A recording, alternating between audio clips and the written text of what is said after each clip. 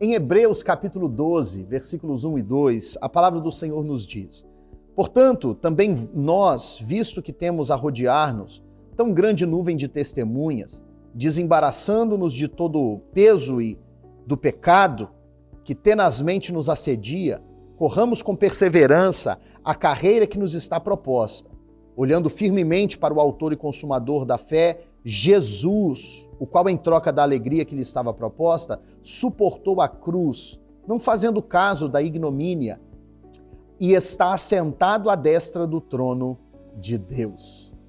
Queridos, nesse penúltimo dia do nosso jejum, nossa jornada em oração e consagração ao Senhor, o nosso foco de hoje é perseverando como trabalhadores fiéis. O texto que lemos tem essa palavra perseverança, né, ou tenacidade, como o foco central desse texto. O escritor aos Hebreus está ministrando à igreja sobre o poder da perseverança.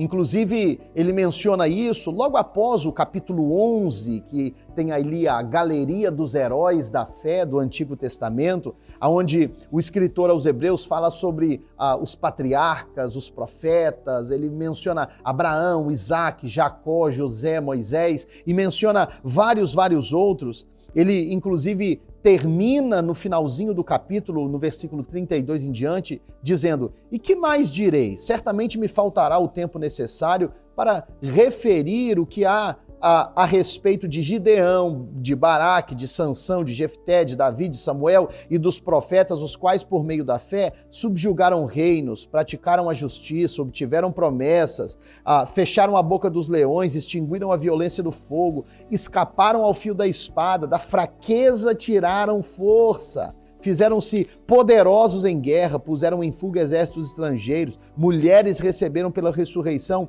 os seus mortos. Alguns foram torturados, não aceitando o seu resgate, para obterem superior ressurreição. E ele continua falando sobre a jornada de cada uma dessas pessoas, que hoje para nós são exemplos, testemunhas de fidelidade e de perseverança. O que é interessante a respeito desses exemplos que o escritor aos Hebreus nos fornece é que qualquer um deles, se você tirar uma foto da vida dessas pessoas em determinados momentos da sua vida, você imaginaria que a vida deles teria sido um enorme fracasso. Por quê? Porque a bondade de Deus se manifesta não apenas nos pequenos recortes das vidas dessas pessoas, mas a bondade de Deus se manifesta no todo refletido, na jornada completa da vida de cada um deles.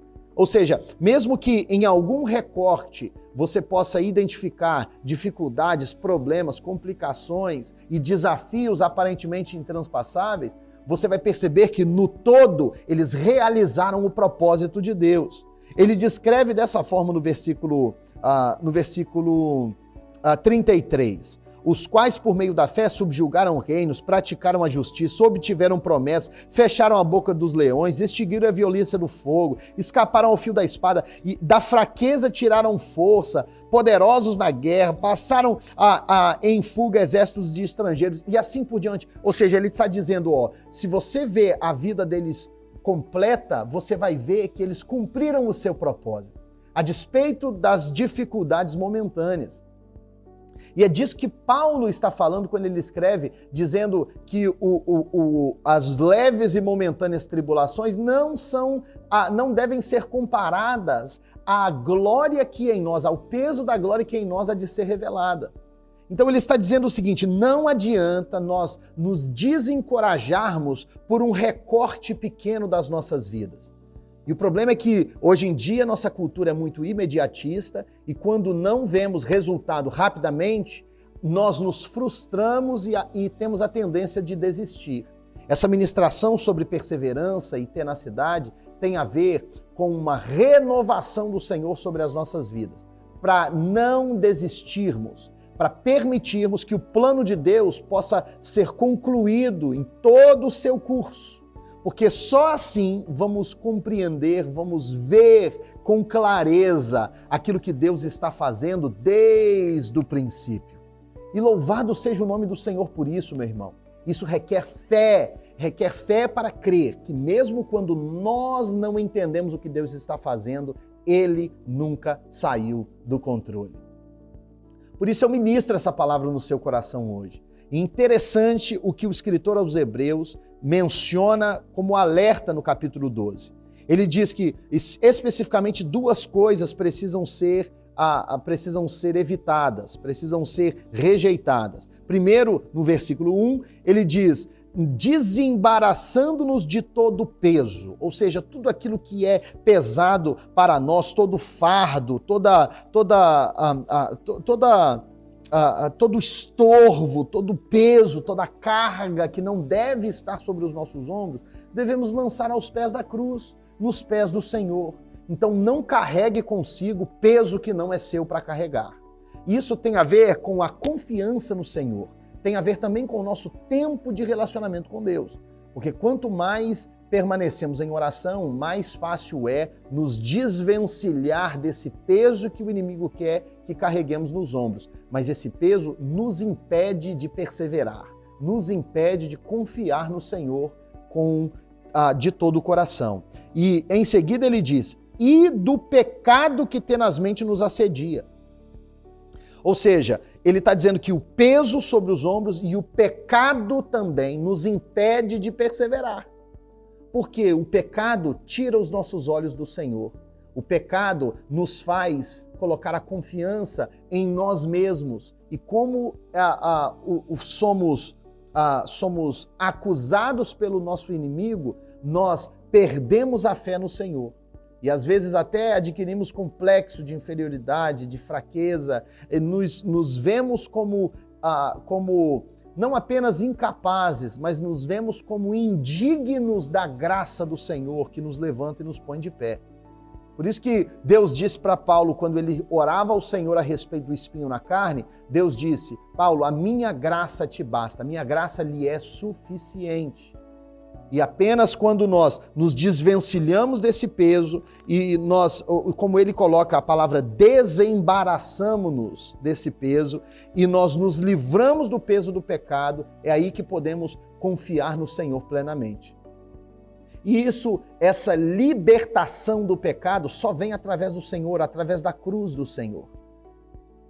E por último, versículo 2, ele diz: olhando firmemente para o autor e consumador da fé, Jesus. Você quer saber o segredo de perseverar, o segredo para não desistir?